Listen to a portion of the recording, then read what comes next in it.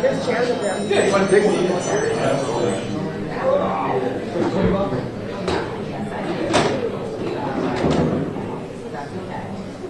don't know.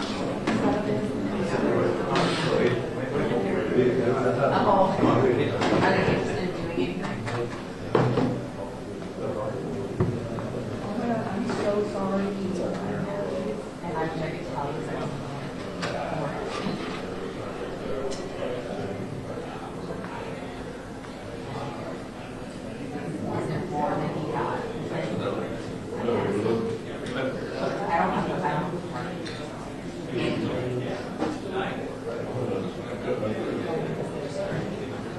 You guys said about the clip?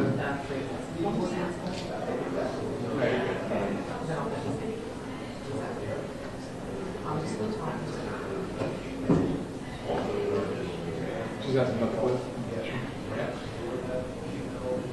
Yellow?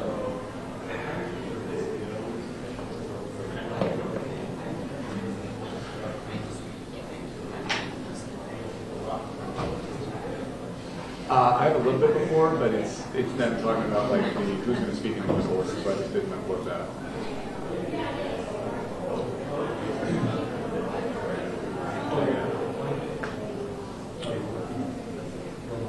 I mean, it's it was definitely leadership because that's what he's talking about, particular what is it, committees. That's what we're talking about. But I mean, yeah, that's basically all we got.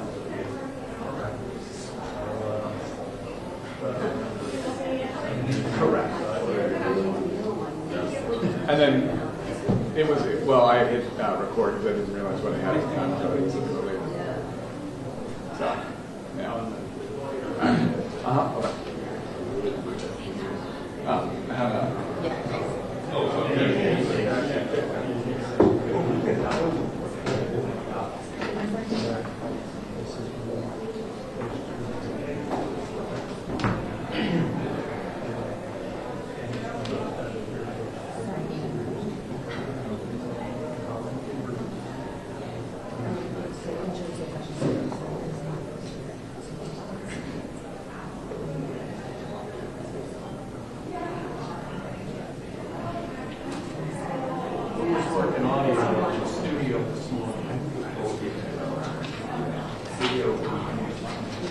What's that? Studio B.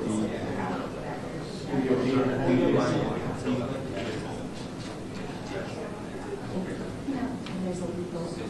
think it's both.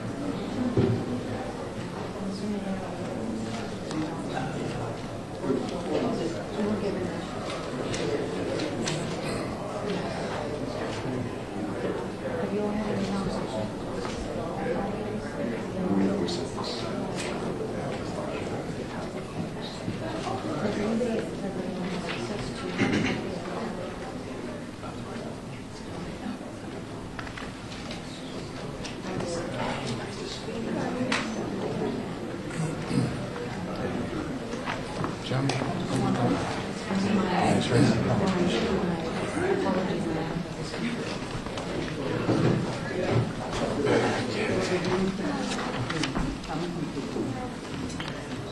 por todo lo que pasa. Estamos con usted. Soy vecino chicano, acompañado. No está sola, toda su familia. No, aquí en casa, con San Antonio. But I've been here by this one. Yeah. Thank you so much. Thank you so much. Appreciate it.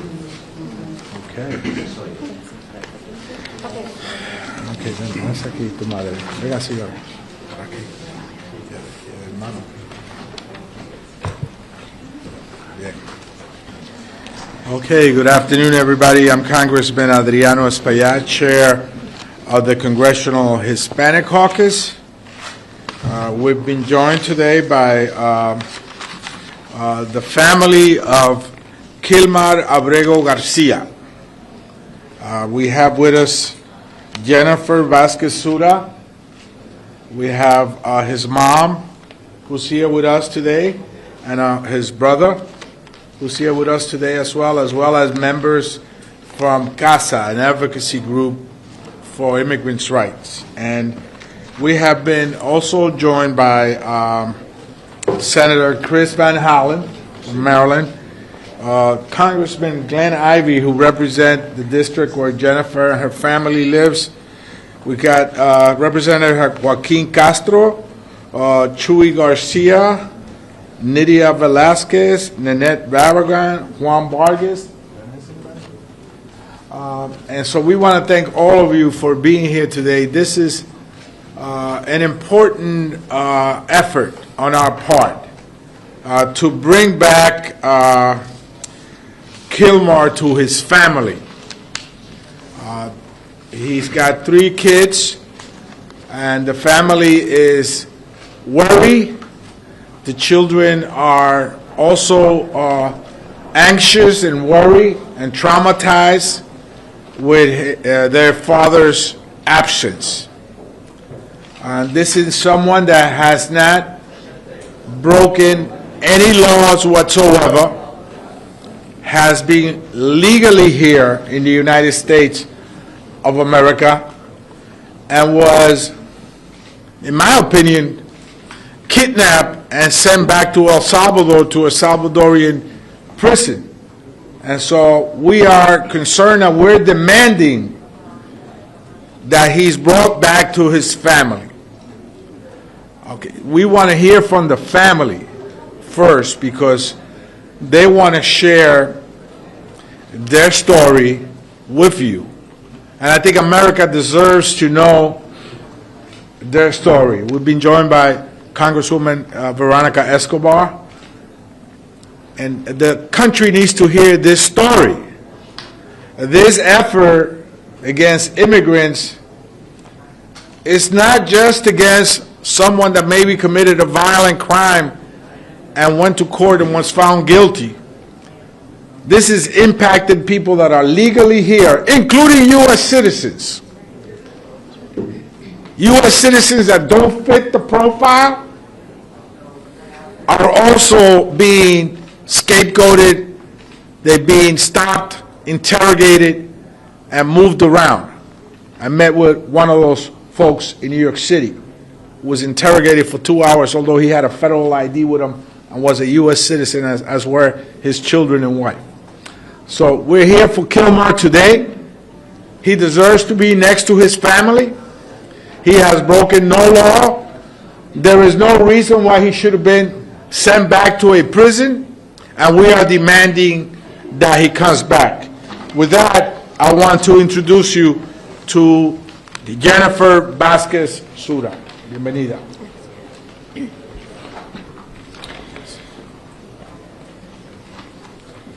My name is Jennifer.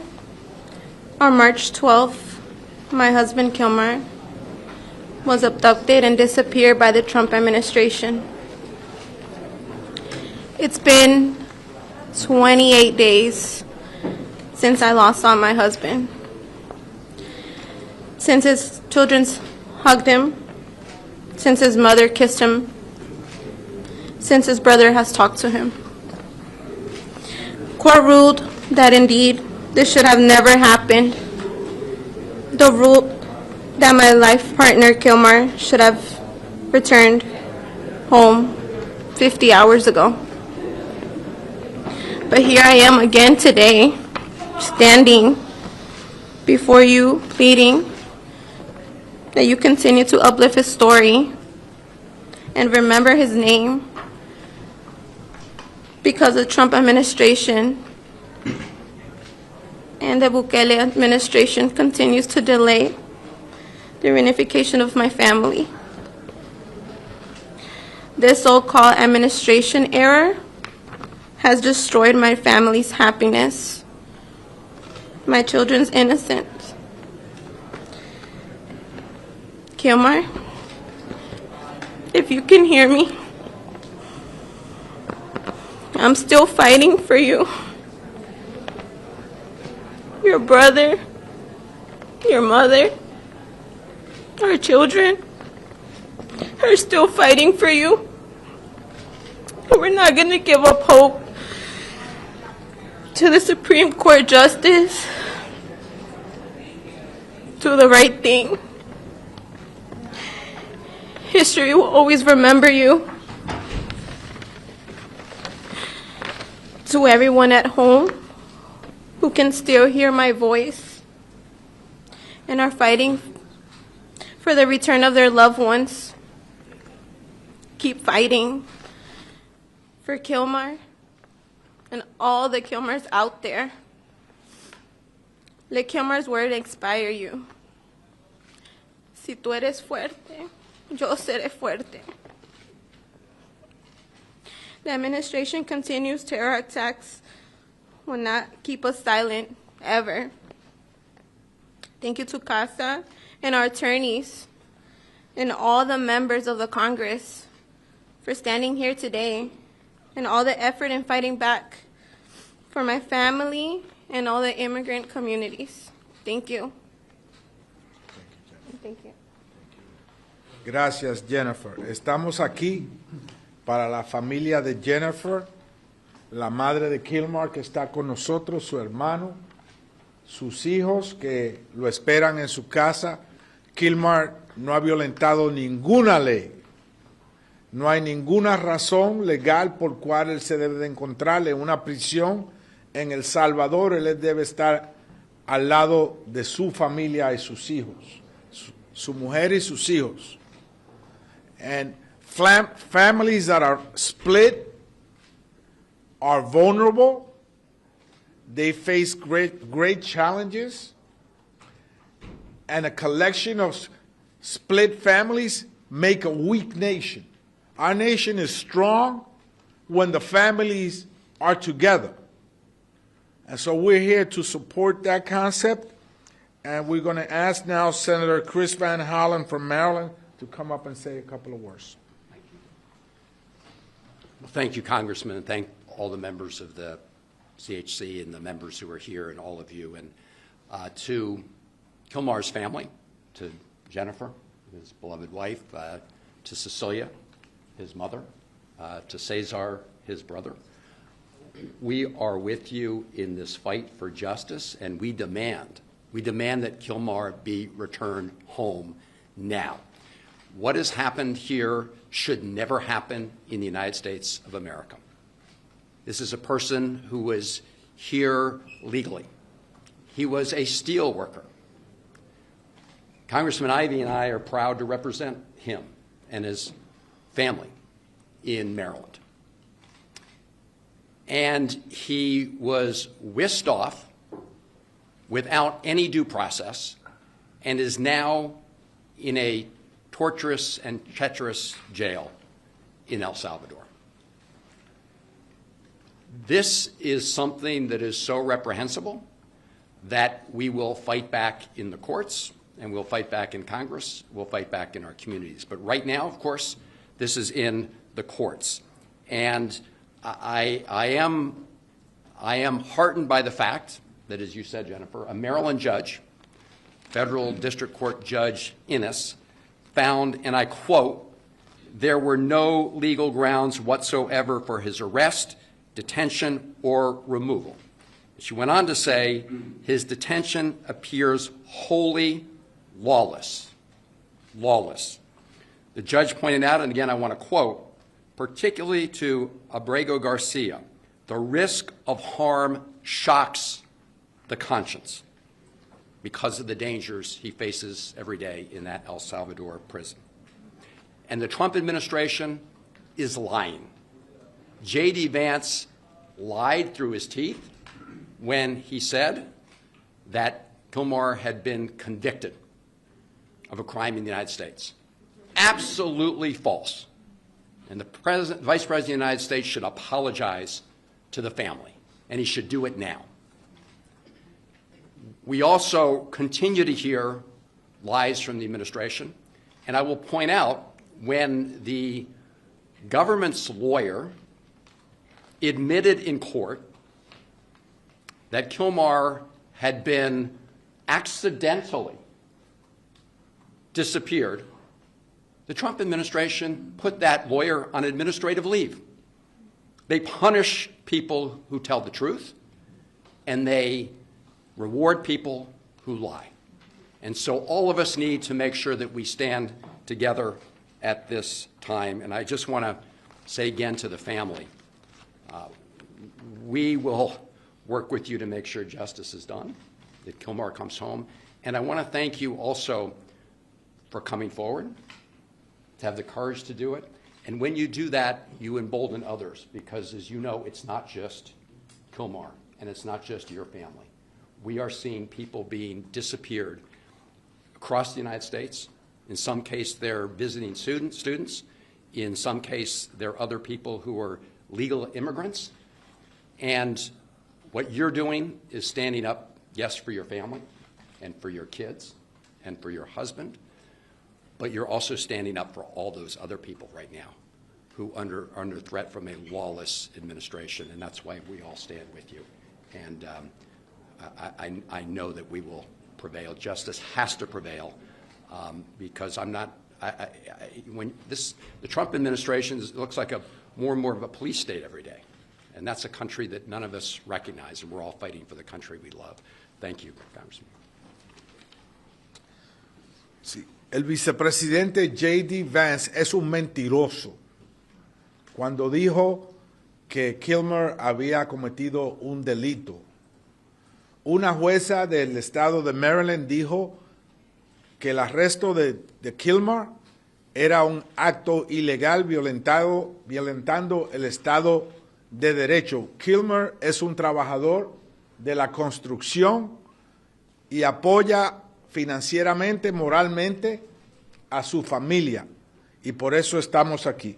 Now we're going to hear from the representatives of the Kilmar families. Is Glenn Ivey from the state of Maryland. Thank you very much to the family.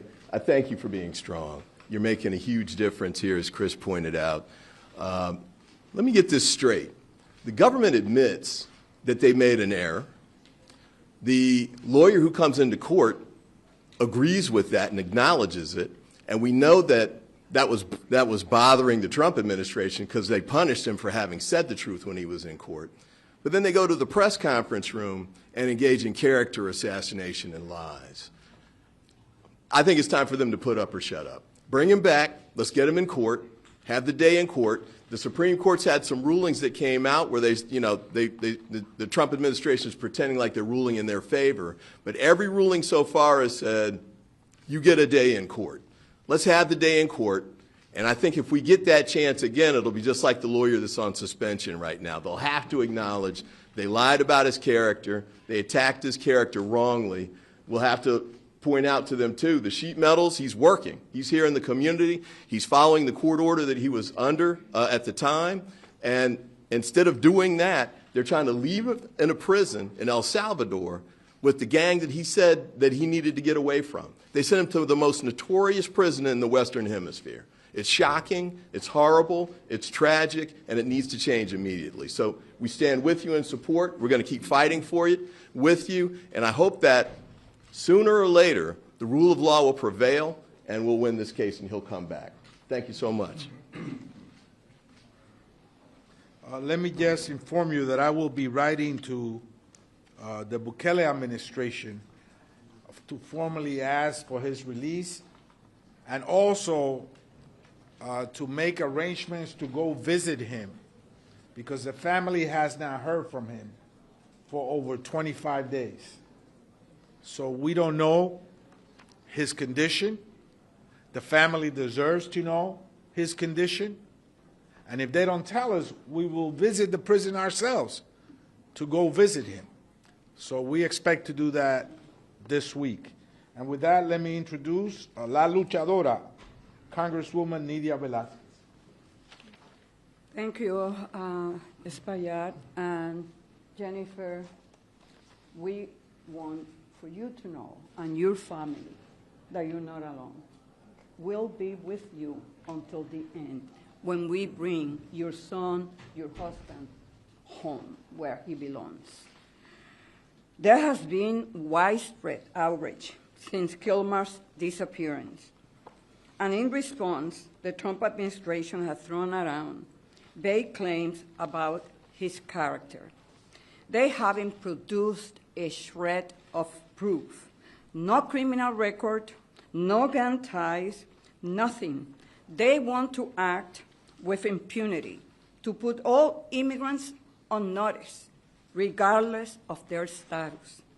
But we are here to send a clear and loud message to the Trump administration. This is a nation of law, and no one is above the law. This is what happened when an administration decides it's above the law. When due process is treated like an inconvenience, when immigrant families are seen as disposable. And we must take responsibility for bringing him back. The Supreme Court has ruled that people deported under the Alien Enemies Act must still have access to the courts. Kilmar never got his day in court. That is a miscarriage of justice, and it must be corrected. Our country has the power and the responsibility to bring him home. If we want to claim to care about human rights, we cannot let this man rot in prison, in a foreign prison. And if they don't want to act, then Congress will keep the pressure on. Secretary Noem, Secretary Rubio, this is on your watch. Just yesterday, I sent Secretary Rubio a letter demanding answers about Kilmar's case and the broader human rights abuses happening at Citco. You owe us answers. You owe this man's family answers. And you owe the American people an explanation for why the Constitution seems optional under your leadership. We will not stop until Kilmar is home. We will not stop until there is justice. Thank you very much. Thank you. Now we will hear from Congressman Joaquin Castro. Thank you, Chairman. Thank you also to my colleagues who are here to call attention and to demand that Kilmar Abrego Garcia be brought home. To his family, I send my support. Kilmar was a working man, a husband, a father. There's something that he was not, a criminal. Kilmar is not a criminal, and he had every legal right to be in the United States.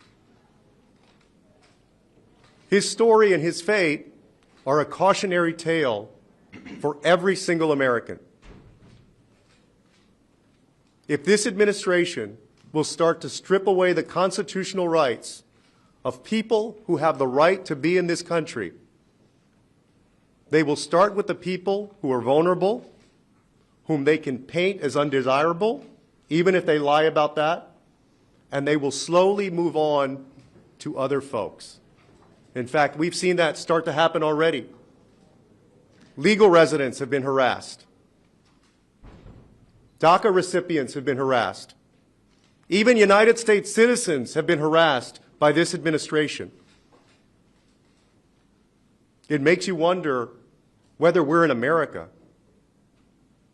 It's up to all of us to stand up for the rule of law, to stand up for our constitutional rights, to stand up for Kilmar. People from across the political spectrum, conservative and liberal, have spoken out about how scary this is, about how scary the Trump administration is becoming. And just as reckless and chaotic as his decisions have been about tariffs, so too have his decisions been about this, about deportations. And so we join you, Jennifer, and the family in demanding that Kilmar be brought back. And I want to say one last word about El Salvador. A beautiful country, but a country with a leader who has become a mercenary. A mercenary who it looks like is complicit in violating human rights. Make no mistake, Kilmar and others who have been deported, some on shaky grounds under the Alien Enemies Act, are in gulags. They are in torture prisons. And President Bukele is responsible for that. And at some point, he also must be held accountable. Thank you, Joaquin. We will now hear from Congressman Juan Vargas. Thank you very much. First, I want to thank the family for being here. I want to thank you, Jennifer, in particular. And I especially want to thank you for your tears. Because I think the American people got to see the hurt of so many families in America right now. Your tears are joined with the tears of many people in my district in San Diego, and they form a stream. And throughout this country, and they form a river of tears because of what's happening to families. Now, supposedly, the administration is the family values administration, and yet they're tearing these families apart. So thank you for your courage to come up here and show the emotion that you feel towards your husband who's been disappeared. We don't know exactly where he is. And I, too, never thought that this would happen in America. I spent time in El Salvador during the 80s as a Jesuit. I was there as a missionary, and they disappeared people there, too, and you never found them again. I never thought that something like that would happen in my own country, where masked people that worked for the government would come and abduct people off the street. So again, I want to thank you for your courage. I also want you to know that we have 2 sheet metal workers right here in the union that came to support you. They heard about your husband, and they're here. Thank you. Thank you for being here. You're not alone. We're with you. Thank you, Juan. We're now going to listen to Congressman Chuy Garcia. Thank you, Chairman Espaillat. Good afternoon. Muy buenas tardes, Jennifer. First, I want to say that you are not alone. Your family is not alone. Maryland is with you, and people all over the country are with you. I am here today because I want to help put an end to this travesty where people who are doing good by taking care of their families, as Kilmar was kidnapped and winds up in a heinous prison in Central America, in El Salvador. And the question here for all of us is, who will it happen to next? And the press ought to be thinking, could it be one of them soon if they publish things that are true that are not satisfactory to this administration? That is really the question, because we are on a slippery slope. We've seen someone taken from the street, and we've seen people in my district nabbed off the street as well and deported without any probable cause, without an arrest warrant, just randomly. Without a doubt, there's racial, ethnic profiling going on. We're here today because we care about the Constitution. But as importantly, we're here because we believe in family reunification. And we want this nightmare to end, and we want to prevent further nightmares from happening. That only happens when the Constitution is respected, when there is due process and when you follow the law. Esta tarde acompañamos a Jennifer, a la mamá de Kilmar también, para decirle que no están solos, que tienen amigos y aliados a través de la nación, que lo ocurrido aquí, este secuestro, no debe repetirse, aunque se ha visto en muchas partes de la nación. Esta es una violación de la ley y de la Constitución. Es un ejemplo más de la crueldad de la administración Trump, que este viernes hace vigente la proclamación, la orden ejecutiva que crea el registro, una de las medidas de la invocación de los enemigos extraños que ha invocado este presidente. Por eso hay que frenarlo, pero por hoy estamos aquí diciéndole, queremos que esta familia sea reunida. Gracias. Thank you, Chuy. We're going to listen now to Congresswoman Veronica Escobar. Thank you, Chairman, for bringing us together. And to Kilmar's wife and brother and mother, our hearts are with you completely, and we are going to stay with you until he is home. But I want to speak to the American people so that they understand why it's important that they stand with us.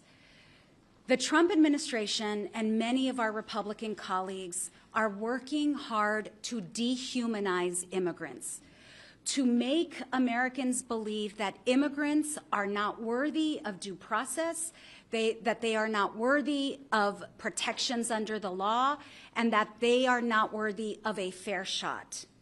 Nothing could be further from the truth. And the minute that we as Americans allow this dehumanization of immigrants, it dehumanizes us as well. And we are either going to stand for our shared humanity and for the law, for justice in our Constitution and what is right, or we all fail together. And as my colleague, Congressman Castro, mentioned, this does not impact, this lawlessness, this violation of the Constitution, this inhumanity doesn't just apply to immigrants. It doesn't just apply to people who are legally here. We are seeing the administration target anyone who is brown or black and targeting them as though they are un-American or unworthy of American protections under the law. So just as this is happening to Kilmar, it will continue to happen to more and more people. And you have to ask yourselves, am I next? Is my family next? And so we either stand together as a nation or we will fail together as a nation. And really, one of the only reasons we know about this case and about similar cases is because there is family here with the courage to stand up against the injustices of this administration. My question is, how many more innocent people have been targeted? How many more innocent lives have been ruined? How many more people do we not know about? And how many more are to come? And the Trump administration isn't going to tell us. They're lying about it repeatedly. We have to continue to demand transparency, demand answers, demand to see the evidence, but we need more Americans to stand with us, not just in this room, not just in Washington, D.C., but across the country. And again, the minute we allow the dehumanization of one group, that dehumanizes all of us. Thank you, Veronica. Jennifer, Doña Cecilia, César, estamos con ustedes. Estamos aquí porque creemos que esta familia debe de ser reunificada inmediatamente. Questions? Next week, the President of El Salvador is coming to the USA. He's going to meet with President Donald Trump. What would you like to hear from them after that meeting regarding this case in particular? As I said earlier, I will be writing to President Bukele to formally ask for the release of Kilmar, and we also want to know his condition. So I would also be asking to see if myself and those that want to join me could travel to go visit him there. But, when he comes next week, I hope I have an answer before his visit here, and if I don't, then I will ask him again. Right here? Congresista, la administración Trump dice que la evidencia no la muestra porque es un tema de seguridad nacional. Nosotros no la podemos ver, pero ustedes como miembros del Congreso tampoco tienen acceso a eso. Y también le quiero preguntar porque el presidente Trump dijo ayer que en un principio se había confundido a Kilmar como un miembro del Tren de Aragua y que luego habían dicho, no, es de la MS-13. ¿Sabían ustedes eso? Bueno, el presidente obviamente está confundido de muchas cosas, incluyendo esa. Y entendemos de que Kilmar, aquí está el sindicato al cual él pertenece, de trabajadores de construcción, de construcción smart, inteligente. Él es un hombre de trabajo, no tiene récord criminal. Fue secuestrado prácticamente y llevado a una prisión en otro país, en El Salvador. Y no sabemos su estatus, no sabemos sus condiciones actualmente. El presidente se confunde diariamente de todas las cosas, incluyendo los aranceles, pero estamos aquí para defender a esta familia. Entendemos de que es una familia que merece estar unida. Los hijos de Jennifer y de Kilmar necesitan ser una familia de nuevo, y actualmente no lo son porque él fue secuestrado por esta administración. Next. Yes.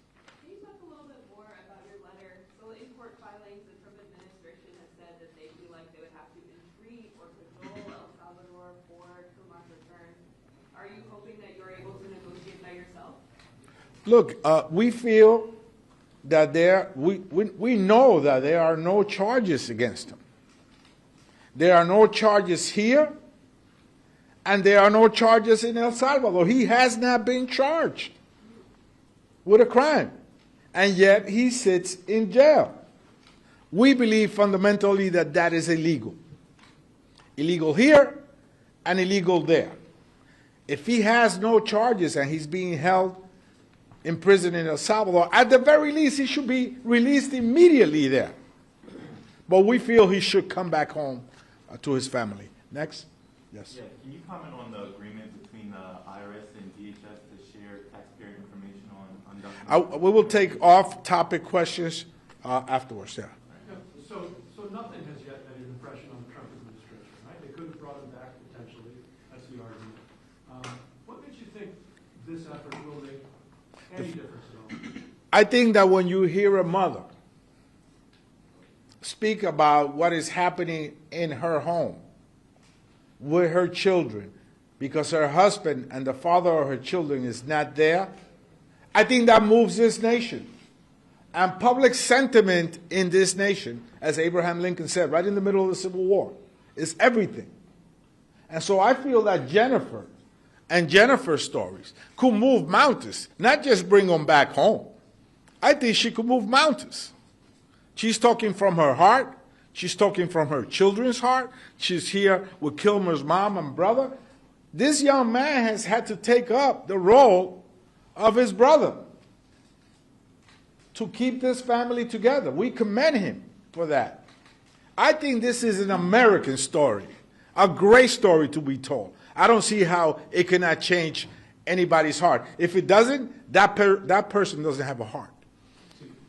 Aquí atrás después. Dejar algún mensaje a los miembros de la Corte Suprema que tienen que tomar una deliberación pronto sobre este tema, ustedes y también la familia. Sí, cómo no. Bueno, nosotros pensamos que la Corte realmente erró en no traer a Kilmar back de inmediatamente, pero todavía tenemos esperanzas que ellos van a hacer la cosa correcta, que es regresar a Kilmar, porque él no violó ninguna ley aquí, ninguna ley en El Salvador, y él estaba aquí como una persona que tenía derecho a estar aquí. Entonces, la Corte sabe esto. Nomás dijeron, bueno, no lo vamos a hacer de un modo tan pronto. Lo hubieran hecho mejor, pero ahora tienen la oportunidad de corregir eso y traerlo para atrás. Y eso es lo que estamos exigiendo, que traigan a Kilmar para atrás, para que esté aquí con su familia. Kilmar necesita estar aquí con sus hijos, con su esposa, con su mamá. Y yo creo que lo más poderoso que vimos este día realmente fue las lágrimas de una madre, de una esposa. Eso creo que es lo que va a cambiar a los corazones de muchos americanos para ver cómo están sufriendo la gente sin sentido, sin justicia. Y por eso esperamos que también la Corte tenga un corazón y haga las cosas correctas. Last topic question right here. Oh, see, I'm sorry. Yes. Hi. So you've already mentioned a few things, but is there anything else that you guys, Democratic members of Congress, can do to pressure the administration or get answers for the family? And then a quick follow-up, just that, have you made any attempts at this point to work with Republicans on this issue and get them? Well, there are three avenues that we are taking, not just for this particular case, but for all other cases, which is one, in the courts, and of course this was already taken up by the Supreme Court, and we're waiting at any moment for a decision on their part. And CASA has been leading the legal fight. Perhaps you want to say, would you like to say something about the court case? If they're sure. Yeah, please. Sure. I think many of you know. I'm Frimpong. I'm CASA's legal director. And so as just said, honestly, we are expecting a decision any moment now. It could be today, tomorrow, right? All filings, all evidence has been submitted to the Supreme Court. And so we are waiting for a final decision as to whether or not they will order that Kilmar come back home or not. I think, again, many of you know the Trump administration's main argument right now is that they don't have the power to bring him home, right? Their argument is that this is a Salvadoran national in a Salvadoran prison in the country of El Salvador, and so they don't have power over that. But we know the truth, right, is that really what's happening is that these are U.S. detainees in the custody of the U.S. government, and the U.S. government is simply like renting space in that prison to hold Kilmar. And so they can at any moment ask for Kilmar to come back, and there's been no indication whatsoever that they have made any attempt to try to bring him back. Thank you. I mean, that's one avenue is the legal way. Legislative and budgetarily, we'll have a couple of cracks at that as we move forward in this session. And then finally, we're going to organize the community. So these are the three avenues that we're taking: legal, legislative, and budgetarily, and then organizing our community. Last question right here. You expressed an interest in going down to El Salvador.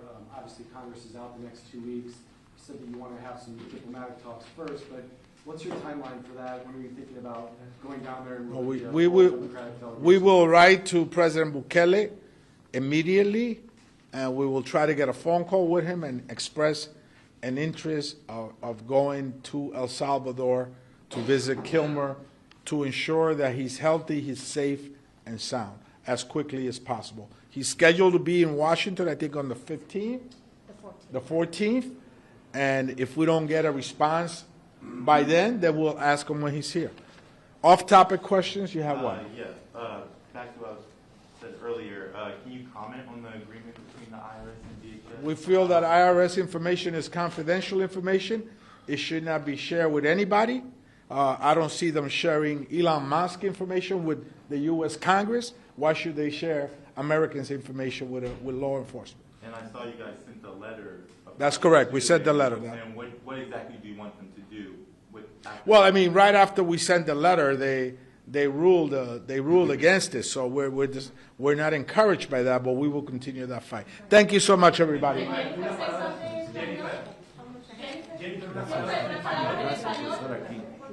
you for all the work.